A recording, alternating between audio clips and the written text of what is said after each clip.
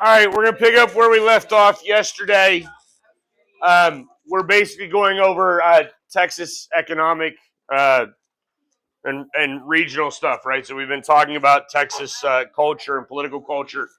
Um, it is worth noting this will show up at various times, and one of the reasons that I actually make it show up in like quizzes is just because, well, one, it's in my opinion fairly confusing, and two, um, we'll get to this eventually as we move through this course, but once you register to vote, right, and you actually like start casting a vote and becoming an adult, one of the things that you're going to realize is that the sheer number of things that you have to vote for is actually mildly overwhelming.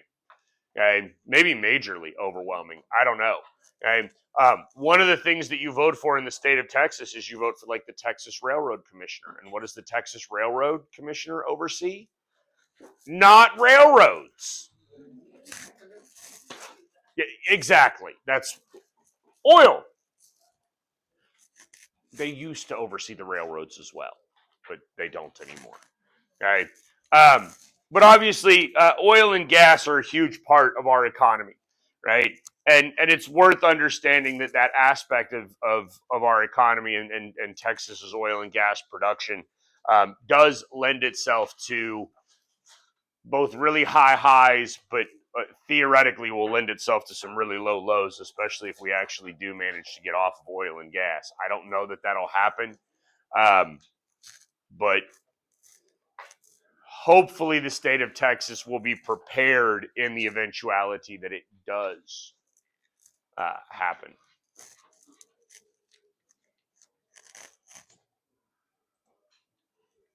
Right. And then I think this is the last one because we just stopped in a weird place. Obviously, tech is a substantial economic factor now, and this is all. It's also worth understanding. This is becoming highly political, especially if you live out in more rural areas, right? So I live in a more rural county, and so there are people where I live that are generally up in arms over the idea of like data centers being developed within the community, right? Not really in the community, just in the countryside because they're massive, massive buildings. They do require a fair amount of infrastructure in terms of like water because water is necessary in order to cool like servers and I mean, data centers are a massive, massive amount of like computer servers in order to process. Yes, ma'am. I've not, I don't, so I don't like, I'm so busy. I actually wish I could sit down and like watch television from time to time or listen to the radio. I don't. Um, and I've sort of trained myself when I'm like reading things online. I don't pay attention to the ads on online publications. But like there are banners and flyers and things like that. Like when I'm driving my kids to soccer practice or stuff through Austin County, like I see the banners and flyers like say no to data centers and all that stuff. Um, I want to say just a month ago there was I had general questions about this as it pertains to Texas government too. They held like an informational meeting in Katy for a data center in Austin County.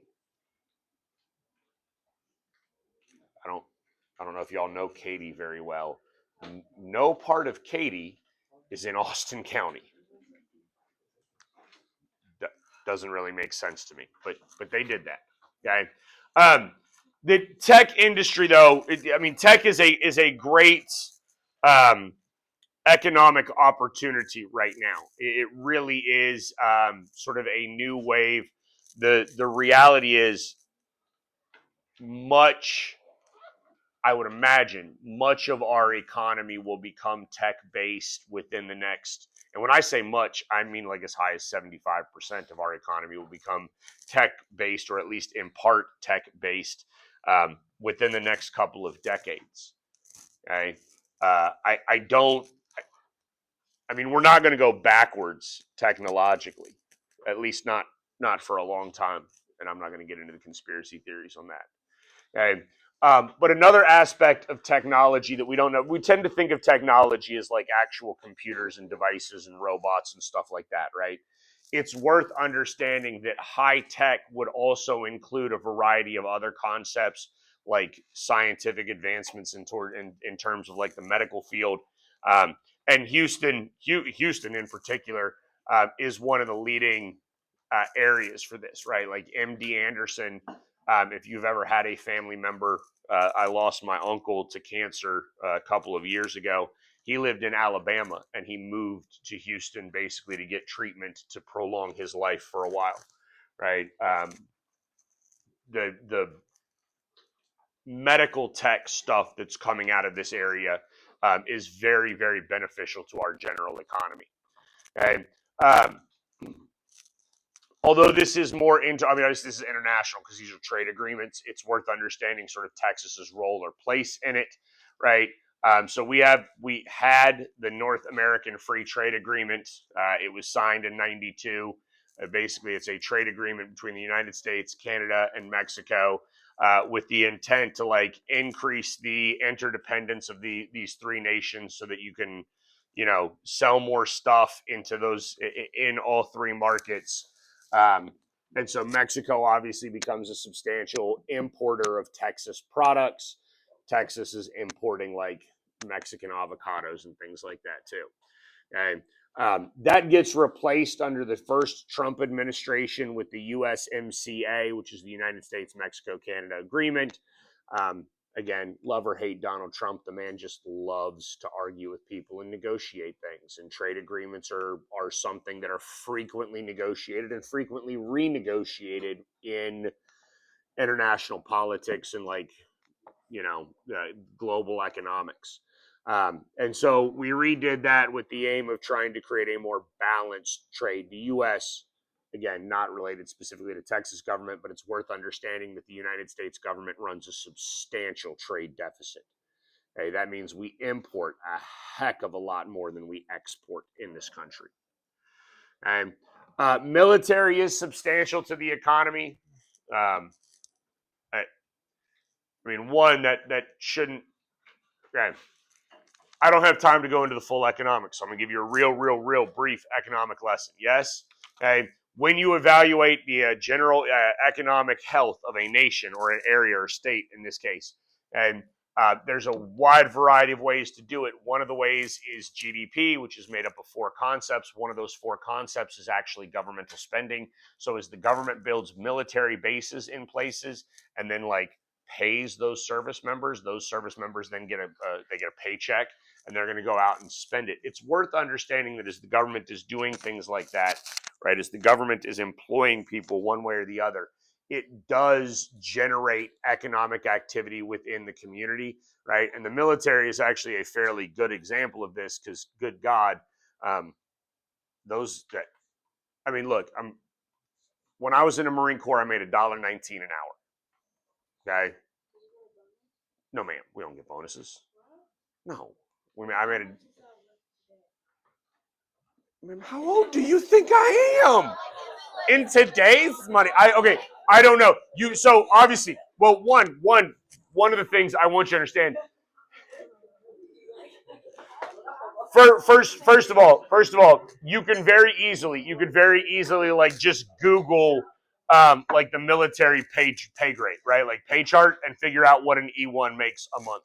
When I joined the Marine Corps in 2000, an E1, which is like a private, like the lowest enlisted guy in the military, made $980 a month. Okay. Here's what I want you to understand, right? Because at some point you're going to get a job and you're going to get a salary and then you have to pay a whole bunch of bills. Yes. When I was a Marine, what bills did I have to pay? There's nothing, right? Did I have to pay for health care? No, 100% free. Like I don't even have co-pays. Like literally, if I needed, I don't know, if I needed Theraflu because I got the flu, right? Like they just give it to me, right? If I needed aspirin, they just give it to, like literally, no medical bills whatsoever, right? What about food? Well, I mean, if I had my own home, then yes. But even then, you get what's called a basic allowance for housing. So if you're married in the military, you get a basic allowance for house. Okay, why do you? This is not related to today's lecture. Now y'all just gonna learn stuff about the military. Why do you think 18-year-olds in the military get married so frequently? Because then you can live off base and you don't have to live in the barracks. And listen, because y'all are about to go to college, and I'm gonna be honest with you. 30 years ago, college dorms and military barracks were not that different from one another, right? Like the quality of a college dorm and the quality of a military barracks were relatively similar. College dorms today are ridiculously nice. Okay, military barracks have not gotten that much better. Okay, but because your base pay doesn't cover any sort of housing, you get a housing allowance, right? Your base pay doesn't cover food in the military. So if you live off base, you get what's called a BAS, which is a basic allowance of sustenance, right? So these are just like extra amounts of money that you would get. But my point in telling you this is when you give that 18-year-old kid $1,000 a month, and he has zero bills, maybe a cell phone bill in this day and age, right? Like I joined in '01 and not everybody had cell phones, right? Okay, like literally when 9/11 happened, you couldn't. Yes, ma'am. Well, I joined in 2000, but like in 2001 when 9/11 happened, like I couldn't use my cell phone for like 3 days because the towers were all overloaded because everybody was trying to call everybody, especially around a military base, because mothers were freaking out that their baby boys were going to war, um, and the infrastructure didn't exist at the time. But my point is that you have essentially $1,000 a month, and again, this is $1,000 a month back in like 2000 2001, that they don't have anything to spend it on. So what do? No. Oh God, no. They're 18-year-old boys. They're idiots. They go and waste it. Yeah, yeah. They go to a bar. They go to a club. They go like. I mean, literally, if you go to military towns, you like there's like a barber shop on every corner, right? Because they have like we had to get haircuts literally every week. Okay, and you can get them on base for cheap, but they're not very good, right? Or you can go get them like out in town where somebody will do a much better job. They're still relatively cheap because the cost, like there's so many there that they have to be competitive with one another, right? Used car lots are everywhere around military towns because again, what? Yes, ma'am. Who's at the door now? Okay, but the point here. Hello, Mr. Becker. How are you? I'm in your class now. Okay, well, Yes, sir. welcome. Yes, sir. You're in dual Texas government. Yes, sir. All right, welcome. Have a seat, man. Thank you so much. Okay. Um, so mi- military military installations do provide substantial economic activity, right? You're going to have bars and restaurants, and I don't know. Maybe the food's gotten better. It depends on like. I mean, like colleges. A lot of it just depends on where you're at. Like I was stationed in some places not good. And then I was stationed in a couple of places that were really nice. So it just depends. All right. When we look at the demographics of Texas, and we'll look at this over and over again as we move throughout the course of the semester, I guys, because this is trying to be recorded, I don't want to compete with your voices. It's worth understanding, first and foremost, the population of the state of Texas is drastically increasing. That shouldn't surprise you because you live in one of the fastest growing counties in the entire United States of America. Okay. In fact, I think at one point, I don't know if this is still true because I haven't looked this up in like 2 years, but at one point, I think this was the fastest growing county in the entire United States of America. Okay. the increase in population within the state of Texas is linked to a couple of different factors, right? One, obviously, we have natural birth rates. Interestingly enough, birth rate in Texas is relatively stable, especially in comparison to some of the other general states, right? Now, that's due to sort of two general factors. Number one, we have a large Hispanic population in this state. Hispanic people tend to have more kids than white people, right? I think we talked about white people not having children as much anymore, right? Or if we haven't, we will as we move forward. Two, the white people that are in Texas, because this is obviously a more conservative traditional state, they do tend, like conservatives do tend to have more children than non-conservatives, okay? Because they place a higher value on family and child rearing as a sort of general responsibility. Right, we've also had substantial immigration and immigration, right? So that's basically immigration with an I and immigration with an E, right? Immigration with an I is people coming in from outside of the United States and coming into Texas. Obviously, a large portion of those individuals are coming from Central and South America. Okay, that is a result of that natural migratory pattern that has been occurring over the last couple of decades. And then we've had substantial movement within the United States as a whole, right? So you have other people from other states that are relocating to the state of Texas for a variety of reasons. In fact, to really put this into perspective for you, and the United States does a census every 10 years, and every 10 years, the U.S. Census reallocates seats in the House of Representatives based upon population. And so in 2000, the state of Texas had 32 representatives. And when they redid the census in 2010, it went from 32 to 36. The state of Texas increased 4, right? We added 4 representatives. We added another 2 representatives in 2020, probably should have added 3, and I imagine that we will add at least 1 more, if not 2 more, come 2030. I have not seen projections. We're a little far out from projections of 2030 yet, but I imagine that Texas will still grow and increase their representative total in 2030 as a result of the, more importantly, the internal immigration, right? People leaving other states and coming to the state of Texas. Okay. White people, here's all I want you to understand, because I don't care about the history of this. This actually probably shouldn't surprise you. Obviously, America used to be whiter. It's less white now because we have massive amounts of immigrants that come into this country. That's fine. Here's what I want you to understand. Where we are at currently in Texas, white people are not a majority in the state of Texas. Okay? It's so close, I would have to go look up to see if white people are even a plurality in the state of Texas. Okay?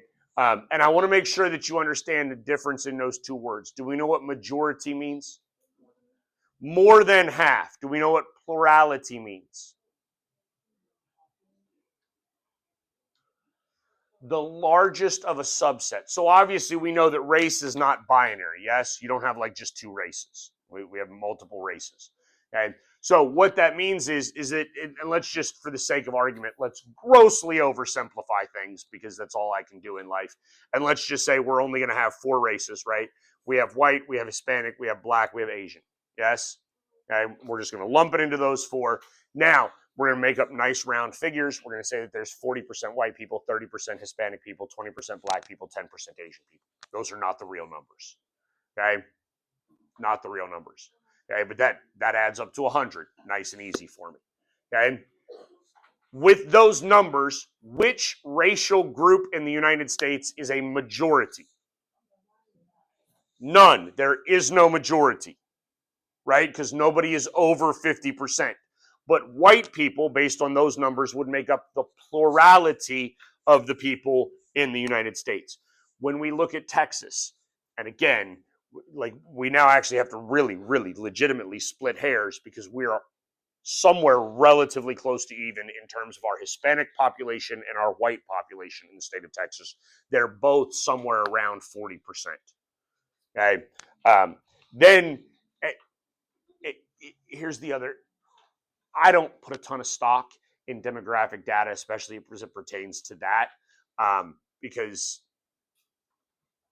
I'm not smart enough. I'm just not, or maybe I just don't care enough to fully grasp the difference between white, white Hispanic, white non-Hispanic, and Hispanic. Because that seems way too complex for me that those are 4 different things. Okay? Like I don't know. And so then it depends on how you're breaking down that data as well, right?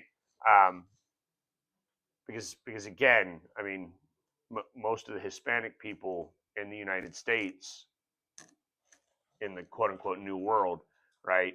Most of them can at least on some level trace their ancestry back to Spain or Portugal, who I'm pretty sure we would call Spanish people white, but I don't know. Okay.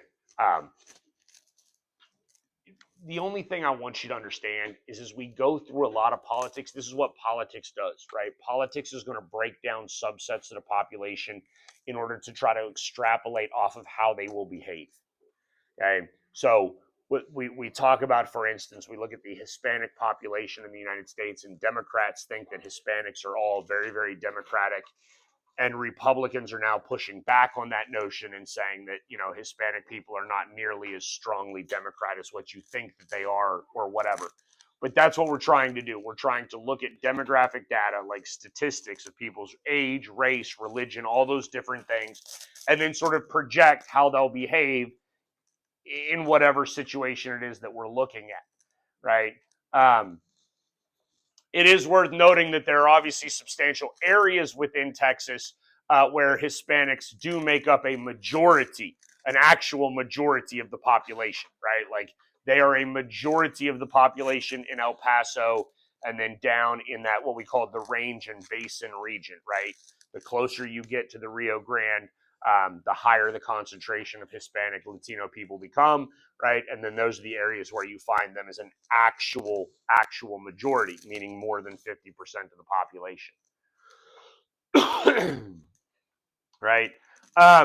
Again, this is historical. It's worth understanding that Texas, because this is true in Texas, right? But it's true in other parts of the United States as well. It's worth understanding that historically we were not very democratic, lowercase d, democratic, right? We did not allow for a lot of participation. There were systems put in place, right, that prevented minority participation, right, or basically decrease the participatory aspects to our democracy. Okay, the 2 predominant ways that this was done. Number 1 was a white-only primary, right, because primaries are 100% controlled by the state. Okay, and so the states, a lot of our southern states, said only white people could vote in the primaries. That prevented minority candidates from gaining any traction in minorities in the primaries. Therefore, they don't make it to the general election. 2 is the poll tax, which obviously disenfranchises poor people in general. Both of those are now no longer permissible. Okay. Over the course of time, one of the things that we'll understand is the United States has become more and more and more lowercase d democratic over the course of time, meaning we've increased opportunities for individual political participation throughout our time. Okay. I don't recall now. I don't think that the demographic makeup of African Americans in the state of Texas is that much different. I think it's slightly higher in Texas than it is nationally, but it's relatively similar, right? I think Black people make up roughly 13% of the U.S. population, and I think it's maybe a point or 2 higher in the state of Texas, if I remember correctly. But it's close enough. We're not splitting hairs on that, right? I don't particularly care. Again, and that's far more concentration, 1, within urban areas, but then 2, as you'll see, this was more of your traditional like plantation area, right? So they would have had more ties to those communities when they're first emancipated, right? Once freedom happens. And so those would have been higher concentrations of freed slaves. A lot of those people sort of stay in the same general area. Okay? Asian Americans, not that large a percentage of the Texas population, not that large a percentage of the U.S. population. They are in single digits in both instances. It is worth noting that most major metropolitan areas do have ethnic neighborhoods, right? Like communities that are very specific to like a cultural region, right? Literally, you can go into large cities, and it's not like this is Asian town, because that would actually probably be racist, right? But like Filipino versus Chinese versus Japanese, yes, okay, like that level of breakdown in that regard, right? This is just demographic data that you're welcome to go through. We'll work on this in class at times where we're going to break down graphs and data and practice how to read all that stuff and how to extrapolate data out of that. Texas is relatively young in comparison to the rest of the country. Again, a substantial reason for that is the interstate migration, right? Like it's worth understanding. Well, that's not true, right? I mean, a lot of people pick up and retire and move to like Arizona and Florida. Okay. Retirees don't generally move into the state of Texas, though. Okay. And that's due to actual policies that are put in place, right? Like number one, this is a state that has no state income tax. So if you retire, what advantages do you get for not paying state income tax? You don't get an advantage because you don't have an income anymore. You're retired, right? And on the other hand, the state of Texas has very high property taxes, which means that if you retire, you move here, you buy a house, you're actually paying, like, y'all have never bought a house. I'm assuming nobody in here owns a house, right? Like, it's a lot. Okay, like just even if you go live out in the country where you pay relatively low property taxes, if you pay 1.5%, right? 1.5% is very low property taxes in the state of Texas. That's very low.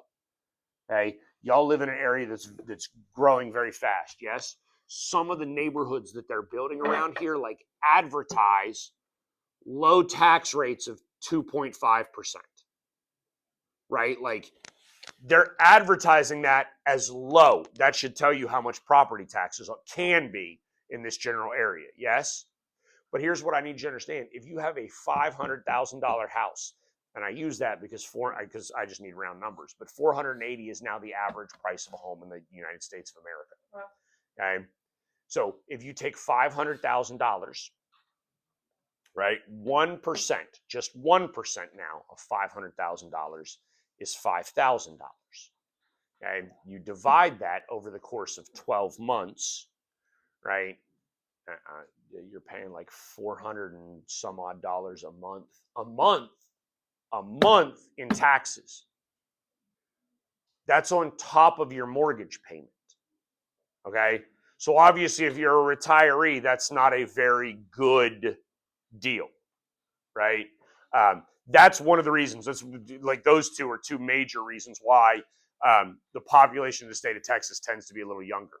I'll be honest with you. I don't know that I'll be able to retire in the state of Texas. I mean, I'll be able to retire, but like I might go move to Louisiana or Arkansas, right? Or I don't know. If my Spanish gets better, I might go retire in Costa Rica. Dami, what's your question, man? No, you don't get taxes back. Property taxes? No, ma'am. No, and I'll be honest with you. Property taxes, like the reality, like I mean, now I'm just going to get on a soapbox and sort of preach to you, which I generally tend not to do. property taxes in the state of Texas are like a reckoning needs to come toward property taxes. Okay, because not the, and I'm gonna be honest with you, not the dollar sign. I mean, it's high, but we don't pay state income tax, so it's somewhat offset. And if you would like to pay less in property taxes, well then just buy a smaller place, right? Buy a cheaper place. That's well within your right, and you can decrease your tax burden that way. The real issue that I have with property taxes is that property taxes are reassessed, and we'll get to this at the end of the semester when we talk about like policy and tax policy and finance and stuff like that. But like your property tax value is reassessed every single year, right? Which means literally if you buy, let's just say for the sake of argument, you buy a house for $400,000, right? And then a year passes and all of a sudden the county tax assessor says, well, your house is now worth $500,000. They tax you on $500,000, not the $400,000 that you bought it, right? But where is that extra $100,000 of value? It doesn't really exist. It just exists on paper, but you're paying taxes on it. You don't have that money, but you're paying taxes on it. I personally, and this is just a personal belief now, I find that problematic. And it's actually one of the things that kills old people economically, right? Because they buy their homes, it kills them economically. We're not literally killing old people, okay? But they buy a house, right, thinking that they're going to retire in that house and live in that house until they do die of natural causes. And then all of a sudden, the property taxes have increased to a point that they get priced out of their own house, right? And then the other real issue that I take with it is generally you pay a mortgage for like 30 years, right? Now, it didn't always used to be that way. Way back in the day, we used to pay off homes in like 10 years, right? Now it takes 30 years to pay off a house. But here's the thing, when I pay off my house, right, after 30 years of living in my home, does that mean I just own it? Like, is it now mine? No, I have to pay property taxes on it every single year, which means that I don't actually own it. I'm literally renting it from the government. And if I don't pay my property taxes, what happens? The government comes and takes it. So it's not mine.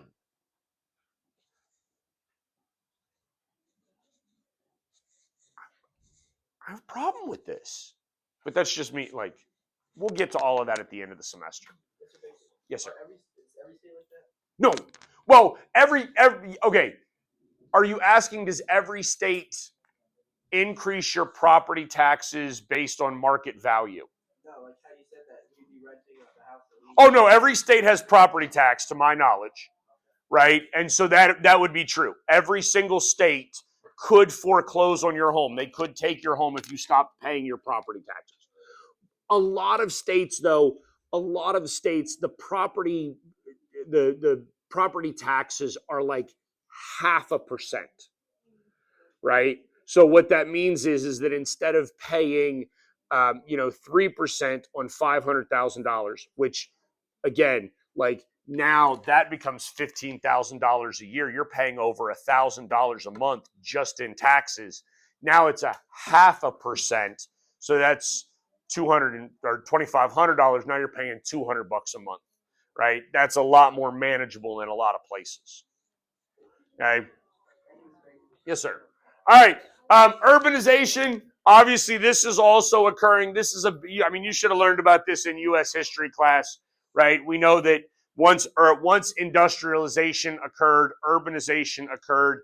Texas is no different, right? We have massive urban areas, and the urban population within the state of Texas is continuing to grow.